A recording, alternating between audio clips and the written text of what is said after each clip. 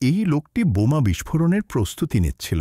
সে rail line উড়িয়ে দিতেই যাচ্ছিল, কিন্তু তখনই তার নজর পড়ল লোকোমোটিভের ওপর দাঁড়িয়ে থাকা ইহুদি বন্দীদের ওপর। এক মুহূর্তের জন্য সে থেমে গেল, কিন্তু তারপরেও সে বোমাটা ফাটিয়ে দিল। জার্মান সৈন্যদের মধ্যে বিশৃঙ্খলা ছড়িয়ে পড়ল।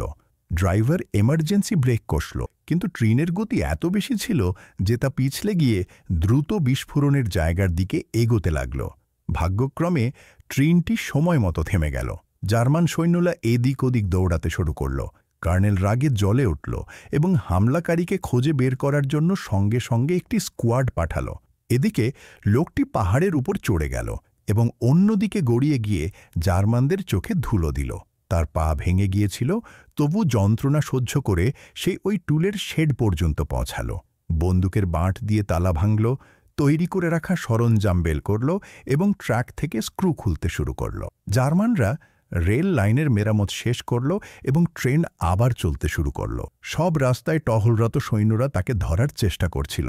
সে এক এক করে স্ক্রু খুলতে থাকল। তারপর হাতুড়ি দিয়ে মেটেল ক্লিপগুলো সরাতে লাগল, যেগুলো ট্র্যাককে ধরে রেখেছিল। শেষ ক্লিপটা পড়তেই সামনে থেকে ৩ জন জার্মান সৈন্য এসে গেল। লোকটি সঙ্গে সঙ্গে কাজ থামিয়ে ঘাসের মধ্যে লুকিয়ে পড়ল। এখন রেল লাইন অবলম্বনহীন হয়ে পড়েছিল। জার্মান সৈন্যরা পরীক্ষা করতে যাবে ঠিক তখনই পেছন থেকে ট্রেনের হুইসেল শোনা গেল। ট্রেনটি দ্রুত গতিতে আসছিল।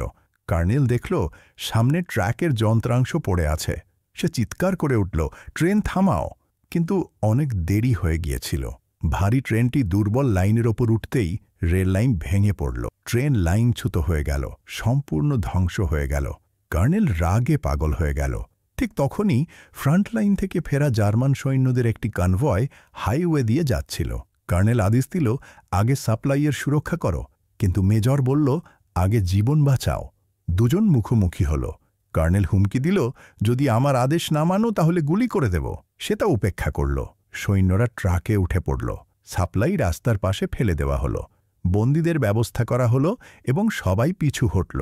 তারা কর্নেলকেও সঙ্গে যেতে বলল, কিন্তু সে মনা করে দিল, আমি সাপ্লাইয়ের সঙ্গেই থাকব, মরে গেলেও। অন্যদিকে লোকটি চুপচাপ ট্রেনের কাছে এলো। সে তার মিশন পূর্ণ করেছিল। জার্মানদের সাপ্লাই আটকে দেওয়া হয়েছিল। ঠিক তখনই পেছন থেকে কর্নেলের আওয়াজ এলো। লোকটি না ঘুরেই তার সাবমেশিন গান তুলল, কর্নেলের দিকে নিশানা করল এবং গুলি চালিয়ে দিল। কর্নেল সেখানেই লুটিয়ে পড়ল। তার কাহিনী সেখানেই শেষ হল।